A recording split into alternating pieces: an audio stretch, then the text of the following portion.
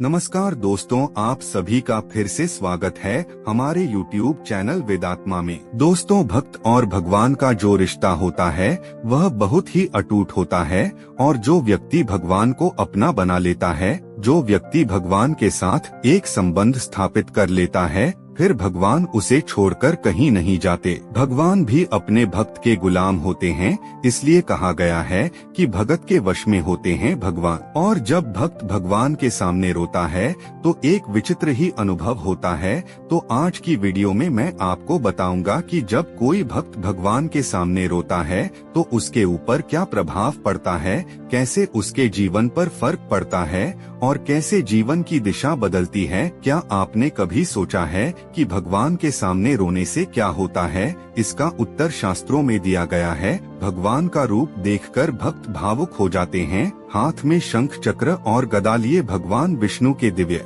रूप को देखकर भक्तों की आंखों से आंसू छलक पड़ते हैं। लोग भूल जाते हैं कि वह भगवान से क्या चाहते थे। आपने कई भक्तों की कहानी सुनी होगी जो प्राचीन काल में तपस्या करते थे।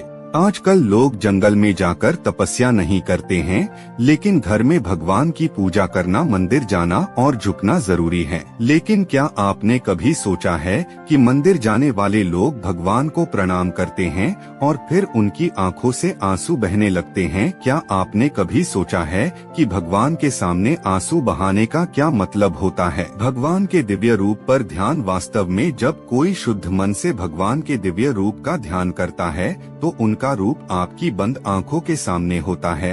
उनके अद्भुत रूप को देखकर हमारी आंखों में आंसू आ जाते हैं। इसके अलावा अगर आपके जीवन में ऐसी कोई परेशानी है और आपको ऐसा लगता है कि आप किसी तरह इस परेशानी से मुक्त हो गए, तो भी आप भगवान को याद करते हैं। ईश्वर में आपका विश्वास कितना गहरा है कि संकट के समय आप उन्हें अपने माता पिता के रूप में याद करते हैं। आप उम्मीद करते हैं कि संकट के समय भगवान आपको रास्ता दिखाएंगे, चाहे वह किसी भी रूप में हो। भगवान के पास रोने का यह मतलब है। यह भी कहा जाता है कि भगवान के लिए रोने वाला कभी दुनिया के लिए नहीं रोता। बहुत से लोग जब दुखी होते हैं तो उन्हें भगवान के मंदिर जाकर बहुत इमोशन महसूस होता है और कभी कभी उन्हें रोना भी आ जाता है। ऐसा क्यों होता है? इसके पीछे एक रहस्य है जो आज हम आपको बताएंगे। तो सबसे पहले आपको यह बात पता होनी चाहिए कि ईश्वर एक ऊर्जा का स्रोत है जिससे हमें निश्चित जीवन जीने की ऊर्जा प्राप्त होती है। हम सभी के अंदर ईश्वर की ऊर्जा ही आत्मा के रूप में विद्यमान है। अब किसी सिद्ध मंदिर में ही आपको रोना क्यों आता है? जब आपके अंदर बहुत नकारात्मक भावनाएं होती है। ईश्वर की सकारात्मक ऊर्जा के सामने सारी नकारात्मक ऊर्जा बाहर आ जाती है। अब सवाल यह उठता है कि ईश्वर की यह ऊर्जा हमें मंदिर में ही क्यों महसूस होती है?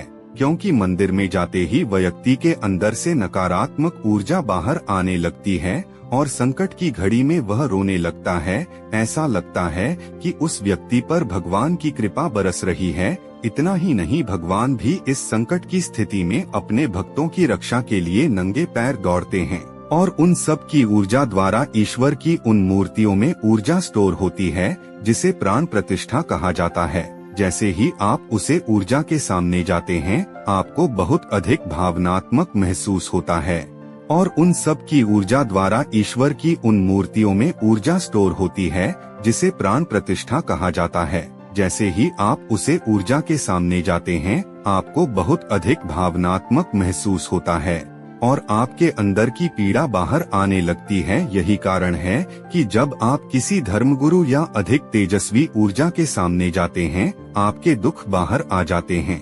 इसीलिए आपको बड़े सिद्ध मंदिरों में जाकर ईश्वर की अधिक अनुभूति होती है और शांति मिलती है। तो यह है लॉजिक आपकी भावनाएं बाहर आने का। और जो मंदिर अधिक मान्य होते हैं, वहाँ आपकी मनोकामना के पूरा होने पर आमतौर पर आंसू बहाने को लोग किसी भी व्यक्ति या महिलाओं की कमजोरी बताते हैं। लेकिन एक स्थिति में यह साबित हुआ है कि रोना किसी भी व्यक्ति की सेहत के लिए अच्छा होता है।